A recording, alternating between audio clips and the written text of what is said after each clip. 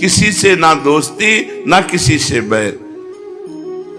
एक ही ईश्वर की संतान होए वे सो, सब ही अपने बंधु ही हैं। क्योंकि मित्रस्य दृष्टया समीक्षा महे, वेद भगवान आज्ञा करते हैं कि सबके प्रति मैत्री भाव रखो, पर कहीं आसक्ति ना होने पावे। भगवान ने भी कहा अद्वेष्टा सर्वभूतानां मैत्रः करुणैव च, लेकिन निर्ममो, मित्रता हो पर ममता ना हो, मित्रता हो पर आसक्ति ना हो। ये बड़ी कला है, अध्यात्म ही इसमें पुष्टता देता है कि हमारी आपसे मित्रता है पर ममता नहीं, आसक्ति नहीं है। मित्रस्य दृष्टया समीक्षा महे, सेवक जी महाराज सेवक वाणी में वर्णन करते हैं, सब जीवन सो प्रीति पर रीति निबाहत आपनी। हरिवंश धर्म की रीति क्या है? सुख देवे को चावचित, सब सो हित निष्काम। निष्काम सब जीवन सो प्रीति पर रीति निभाता अपनी। अपनी रीति क्या है? सब सो हित निष्काम मति, किसी से कुछ नहीं चाह, स्वार्थ वसात किसी से प्रेम नहीं, सबसे निष्काम प्रेम। ये प्रेमी धर्मी की एक वृत्ति होती है, उसमें स्वार्थ भाव रहता ही नहीं है। वो सबसे प्यार का बर्ताव करता है, किसी से भी आसक्ति नहीं, किसी से ममता नहीं, किसी से कोई चाह नहीं।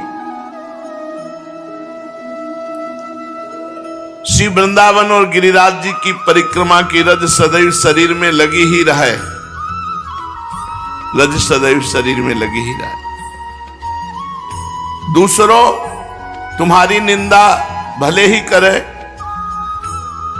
तुम अपनी निंदा सुन ले, पर काहू की निंदा कबहू मत करो।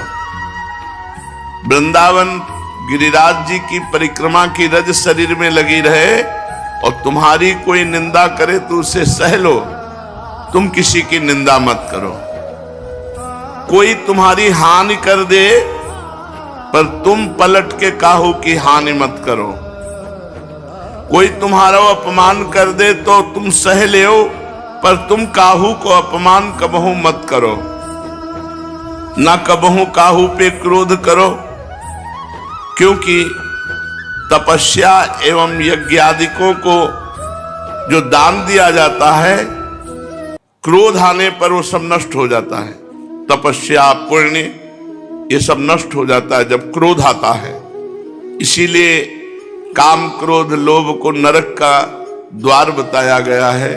त्रिविधम नरकस्येदम द्वारम नाशनमात्मनः, कामः क्रोधा तथा लोभः तस्मादेत्रयम् त्यजेत्। काम क्रोध मद लोभ सब नाथ नरक के पंथ, सब परिहर रघुवीर रहे, भजो भजय जय संत। भजन कब होता है? जैसे संत जन भजन करते, जब काम क्रोध मद लोभ का त्याग कर दिया जाए, क्योंकि सीधे नरक के द्वार है। कामः क्रोधा तथा लोभा तस्मादेत्रयम् त्यजेत्, इन तीनों का त्याग कर दे, भगवान कह रहे गीता जी में। इसलिए कभी भी क्रोध नहीं करना चाहिए। शास्त्र में लिखा है तपते यज्ञते चैव यच्च दानम प्रयच्छति, क्रोधस्तु सर्वहरति तस्मात् क्रोधम विवर्जयत्। जो भी तपस्या है, जो भी पुण्य है, जो भी साधना है, जब हम किसी पर क्रोध करते हैं तो हमारी साधना नष्ट हो जाती है। हमारा साधन से किया हुआ तप पुण्य ये क्षीण हो जाता है। तपते यज्ञते चैव यच्च दानम प्रयच्छति, क्रोधस्तु सर्वम हरति तस्मात् क्रोधम विवर्जयेत्। जो तपस्या यज्ञ दान पुण्य आदि है वो सब नष्ट हो जाता है क्रोध करने से। जिनकी नाक में गुस्सा है उनके पास क्या रह गया? नरक का रास्ता। क्रोध करना कोई अच्छी बात नहीं है, अपने पुण्यों का नाश करना है, इसलिए क्रोध मत करो। जब कभी क्रोध हृदय में आ जाए तो मौन धारण करके वहां से हट जाओ जिसके प्रति क्रोध आ रहा है। सहनशीलता सो तप बढ़े है। जो जितना सहन करता है मान अपमान निंदा स्तुति, वो उतना ही तपस्वी महान तपस्वी होता है। देखो, व्यर्थ चिंतन ना होने पावे, कबहू काल वृथा नहीं जाए। सेवक जी महाराज कह रहे हैं कभी काल माने समय व्यर्थ नहीं जाना चाहिए, व्यर्थ के चिंतन में नहीं जाना चाहिए। चिंतन तो होगा ही, यदि भगवत चिंतन नहीं करोगे तो विषय चिंतन होगा, विषय चिंतन करोगे तो व्यर्थ चिंतन है, वो व्यर्थ चिंतन तुम्हारे जीवन को व्यर्थ कर देगा। भगवान के संबंध में ही बोलनो, भगवान के संबंध में ही सुननो तथा भगवान के संबंध में ही चिंतन करनो। श्री गीता जी भगवान की वाणी है। स्वयं भगवान कहते हैं मय्येव मन आधत्स्व मयि बुद्धिम निवेशय निवशिष्यसि मय्येव अत ऊर्ध्वं न संशया। मेरे में मन लगा दो, मेरे में बुद्धि लगा दो, तुम मेरे में ही निवास करोगे, इसमें कोई संशय नहीं। अर्थात आप भगवान में वास करेंगे।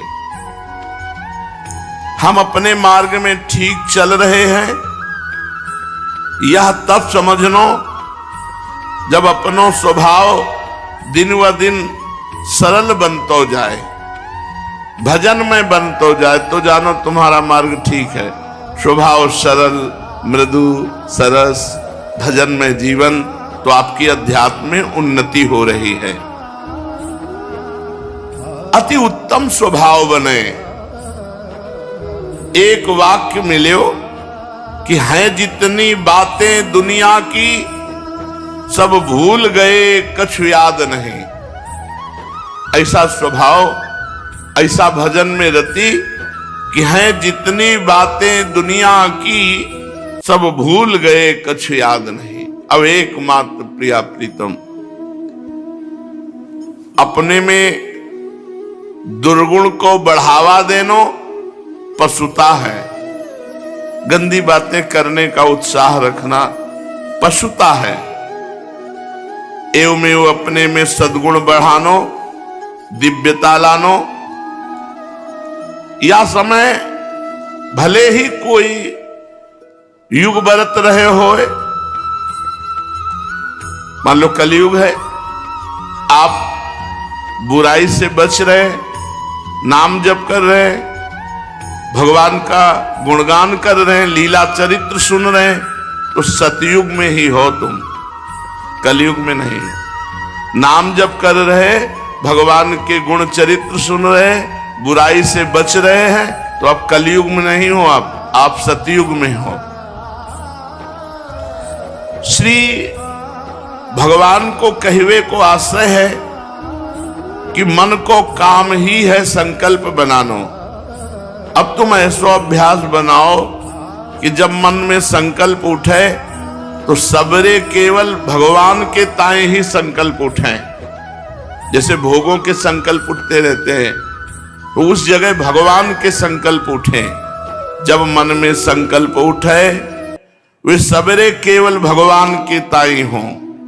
कल्पना करो कि मोको श्री प्राणनाथ के दर्शन होंगे तो मैं इनके श्री चरणन में गिर पड़ूंगो, रोऊंगो, ये मोको उठावेंगे, पुचकारेंगे, प्यार करेंगे, अपने पीतांबर से आंसू पोंछेंगे, मैं धन्य बन जाऊंगो। मैं मरिके नित्य लीला में पहुंच जाऊंगो, वहां मोको इनकी सेवा प्राप्त होएगी, मैं सेवा करूंगो। जहां ये खेलेंगे मैं वह स्थल को स्वच्छ कर दियो करूंगो, ये शयन करेंगे मैं पंखा करतो रहूंगो, आदि आदि ऐसी भावना में डूबो। श्री भगवान के ताई करी गई भावना असत्य होते हुए भी परम सत्य बन जाए। जैसा तुम सोचोगे वैसा ही तुम्हें प्राप्त होगा। जैसे श्री गंगा जी में कैसो हो पानी परे, सबे वो पानी गंगा जल बन जाए। ऐसे ही कैसी भी भावना भगवान से की जाए वो सब परम पवित्र हो जाती है। एवं एवं कल्पना हो सत्य बन जाए है जो भगवान से जोड़ दी जाए। मन के समस्त संकल्प श्री प्रीतम के ताए ही बन में लगे, तब यह तो निश्चय है ही गयो कि ये मन अब श्री भगवान को बन गयो। तब भगवत वस्तु श्री भगवान के ही काम में आवे, यह नियम उपासना में है ही। जैसे मंदिर में जो धातु के पात्र श्री ठाकुर जी की सेवा में रहे हैं, उनको अपने काम में नहीं ले सके, तब जबकि यह मन इनकी वस्तु बन गयो, तब अपने ताई मनो का कोई संकल्प नहीं, क्योंकि ठाकुर जी की वस्तु है। अपनों तो जो कछु होएगो वो शरीर के प्रारब्ध के अनुसार हो तो ही रहेगो, या की ओर ध्यान ही नहीं देनो। निरंतर श्री प्राणनाथ के चिंतन को ही अभ्यास बनावे, ना अपने ताई संकल्प ही बनावे और ना संसार की ओर ध्यान ही दे। विधि प्रपंच अस अचल अनादि। इस संसार प्रवाह में उथल पुथल होती ही रहे हैं। हाँ, हमें तो ये देखना है कि संसार की उथल पुथल में अपने प्राणनाथ को भूल तो नहीं रहे हैं, अपने जीवन धन को कहीं भूल तो नहीं रहे संसार की घटनाओं में। अपने सबरे संकल्प इनके ताई, शरीर की सबरी चेष्टाएं इनके ताई, खान पान शयन तथा समस्त व्यवहार केवल अपने प्राणनाथ के ताई ही होए। जैसे पतिव्रता को जीवन केवल अपने पति के ताई ही रहा है, अपने समस्त क्रियाकलापन को हूं केवल अपने श्री प्राणनाथ के ताई ही होए। यहां तक कि जीनो ही इनके ताई और मरनो ही इनके ताई। शरीर में, इंद्रियन में, मन में केवल इनको ही, इनको अखंड साम्राज्य होए। अब बची बुद्धि, बुद्धि को श्री कृष्ण में लगाए देनो। कैसे? बुद्धि को काम है निर्णय करनो, ये करनो आवश्यक है, यह अति आवश्यक है और यह अनावश्यक है। ये सब निर्णय बुद्धि करती है, ये बुद्धि का काम है। तब बुद्धि सोहु काम ले भगवान के ताई। बार बार बुद्धि यही निर्णय करे कि हमें चाहिए केवल एक भगवान, हमें भगवान चाहिए, हमें भगवान चाहिए, संसार नहीं, हमें भोग नहीं चाहिए, हमें श्यामा श्याम चाहिए। ये मेरे, मैं इनको, ये निर्णय करो बुद्धि से। बार बार बार बार यही पाठ को फेरो, मैं इनको, ये मेरे, मुझे भगवान चाहिए, संसार नहीं। और कोई लौकिक कामना न बनन पावे। जब कोई कामना उठे तब यही सूत्र दोहराओ, मैं इनको, ये मेरे, मुझे भगवान चाहिए, संसार नहीं। काटो इस बात से हर कामना को।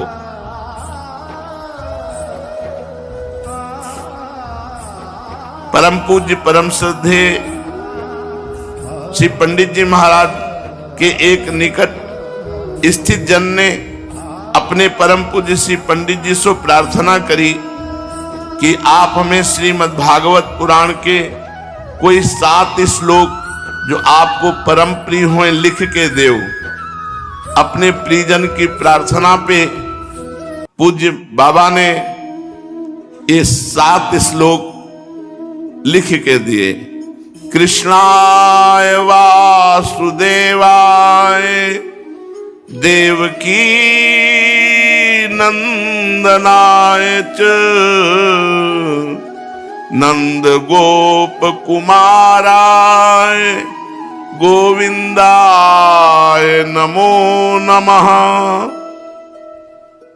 पहला और दूसरा दिया, ब्राह्मणस्य ही देहोयम क्षुद्र कामाय निश्चते कृच्छाय तपसे चेह प्रीत्यानंत सुखाय च। ये जो मानव शरीर मिला है, जो द्विज देह मिली है, ये भोग विलास के लिए नहीं मिली। ये उत्तम शरीर को पाए के संयम पालन करते भय तपस्या पूर्वक भगवान को भजन करना चाहिए। तब ही तो मृत्यु के पीछे मोक्ष प्राप्त हो सके है। वास्तव में यह शरीर की सफलता तब ही मानी जाएगी जब भगवान की प्राप्ति हो जाए, मोक्ष की प्राप्ति हो जाए। ये मानव मात्र का परम कर्तव्य है, समस्त शरीरधारियों का परम कर्तव्य है कि इस जन्म में भजन करके भगवान को प्राप्त कर लिया जाए। तीसरा श्लोक, महत् सेवाम द्वार माहुर विमुक्तेस्तमो द्वारम योषिताम संग संगम महंतस्ते समचित्ता प्रशांता विमन्यवः सुहृदः साधवो। ये महापुरुषों की सेवा मुक्ति का द्वार है, मोक्ष का मार्ग है, और विषयी प्राणिन को संग नरक को द्वार है। अब महापुरुषन के लक्षण वर्णन करे, कहते हैं महांतस्ते समचित्ता प्रशांता विमन्यवः सुहृदा साधवो। ये जो समचित्त हैं, सुख और दुख में, मान अपमान में, लाभ हानि में एक रस रहे हैं, वो समचित्ता।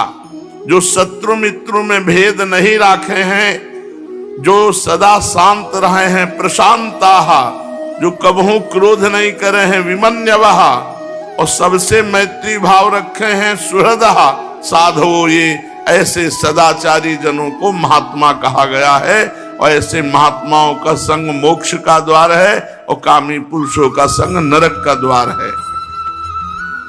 चौथा श्लोक, रहो गणै तत्तपसा न याति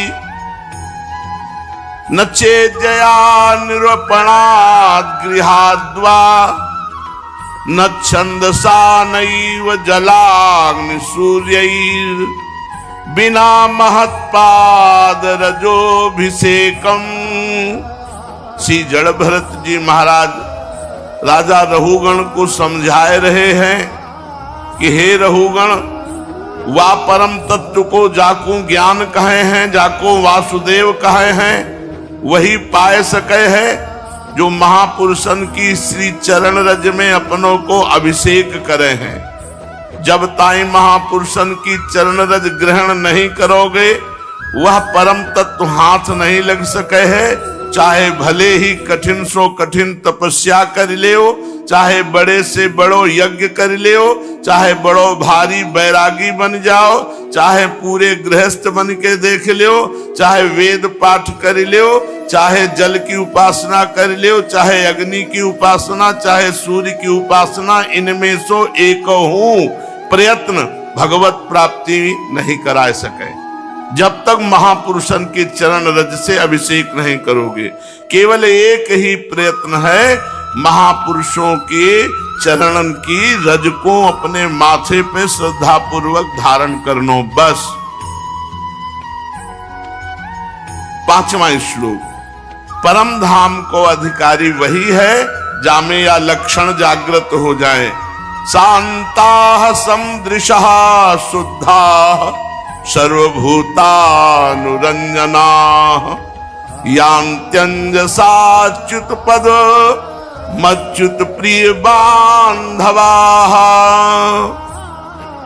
जो शांत होए, जामे चंचलता न होए, ये लक्षण जिसमें वो परम पद का अधिकारी हो चुका है।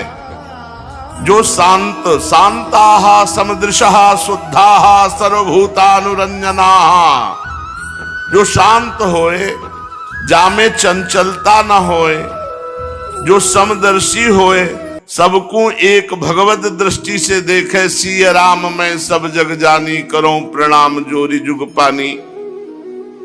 और शुद्धाः, काहू को शत्रु मित्र न बनावे, जो शरीर सो और मन सो सर्वथा शुद्ध होए, जो प्राणी मात्र को प्रसन्न करना चाहते होए, अर्थात काहू को कष्ट न पहुंचाते होए, तथा श्री भगवत भक्तन को अपनों सगो भाई माने, ऐसे जो भाग्यशाली साधक हैं, वे परम धाम में पहुंच जाते हैं, वो परम धाम के अधिकारी हैं।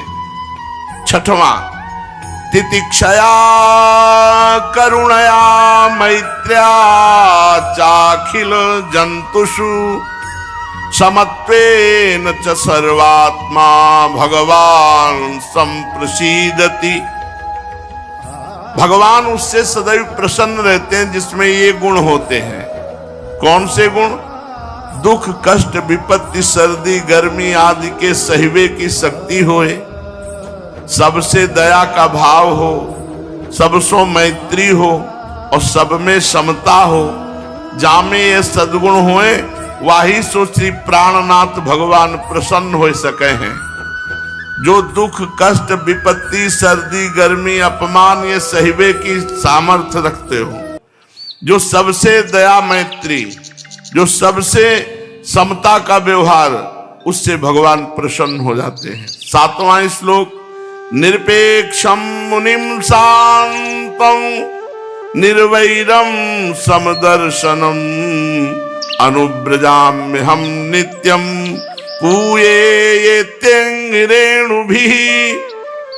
श्री प्राणनाथ भगवान श्री कृष्ण स्वयं अपने श्री मुख से भक्त की प्रशंसा करके कहते हैं, हे उद्धव, मैं ऐसे भक्त के पीछे पीछे सदैव चलता रहा हूं जामे ऐसे लक्षण होए, निरपेक्ष, जो काहू सो कछु लेवे की कामना ही नहीं करता होए, मुनि, जो मननशील होए, कैसी हो परिस्थिति में जाकी शांति भंग न होए, निर्वैर, जो काहू सो बैर न करतो होए, समदर्शन, जो सबको एक समान देखतो होए, ये अपनो है, ये परायो है, ये शत्रु है, ये मित्र है, ऐसो भेदभाव जाके मन में ना होए, वो समदर्शी। ऐसे लक्षण वाले भक्तन के पीछे पीछे या लोभ सो डोलते रहो हों कि या की सी चरणन की रज उड़ के मेरे ऊपर पड़ जाएगी तो मैं पवित्र हो जाऊंगा। बाबा ने ये 7 श्लोक लिख करके दिए। साधक के ताई बचनो होए तो स्त्री सो बचे, अगर भिड़नो होए तो संत सो भिड़े। प्रतिक्षण सावधान होए के सर्वोत्तम भगवत साधन करे, अधर्म से बचे, प्रत्येक चेष्टा भगवत प्रीत्यर्थ ही करे। श्रीमद् भागवत महापुराण। भगवान श्री कृष्णचंद्र जी महाराज उद्धव जी को उपदेश कर रहे हैं। प्रिय उद्धव, ये मनुष्य शरीर समस्त शुभ फलों की प्राप्ति का मूल है और ये मनुष्य शरीर अत्यंत दुर्लभ है और कृपा से सुलभ हो गया है। इस संसार सागर से पार जाने के लिए ये मनुष्य शरीर एक सुदृढ़ नौका है। शरण ग्रहण मात्र से गुरुदेव इसके केवट हैं। पतवार का संचालन करने वाले गुरुदेव, और स्मरण मात्र से ही मैं अनुकूल वायु के रूप में इसे लक्ष्य की ओर बढ़ाने लगता हूं। इतनी सुविधा होने पर भी जो लोग इस मानव शरीर के द्वारा संसार सागर से पार नहीं हो जाते, वो तो अपने हाथों अपनी आत्मा का हनन अधापतन करने वाले हैं, आत्महत्यारे हैं। प्रिय उद्धव, जब पुरुष दोष दर्शन के कारण कर्मों से उद्विग्न हो जाए, विरक्त हो जाए, तब जितेंद्रीय होकर वह योग में स्थित हो जाए और अभ्यास आत्मानुसंधान के द्वारा अपना मन मुझ परमात्मा में निश्चल रूप से धारण करे। जब स्थिर करते समय मन चंचल होकर इधर उधर भटकने लगे, तब झटपट बड़ी सावधानी से उसे मना कर, समझा बुझा कर, फुसला कर अपने वश में कर ले। इंद्रियों और प्राणों को अपने वश में रखे, मन को एक क्षण के लिए भी स्वतंत्र न छोड़े, मन की एक एक चाल एक एक हरकत को देखता रहे। इस प्रकार सत्य संपन्न बुद्धि के द्वारा धीरे धीरे मन को अपने वश में कर लेना चाहिए।